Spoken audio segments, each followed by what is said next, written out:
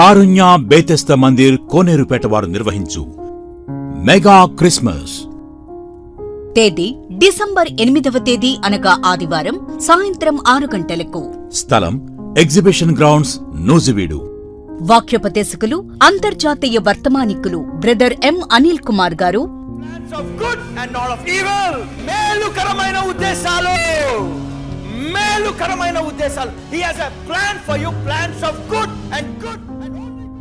సువార్త గాయకులు సూర్యప్రకాష్ గారు.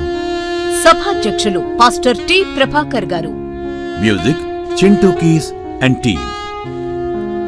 అందరికీ ఆహ్వానం.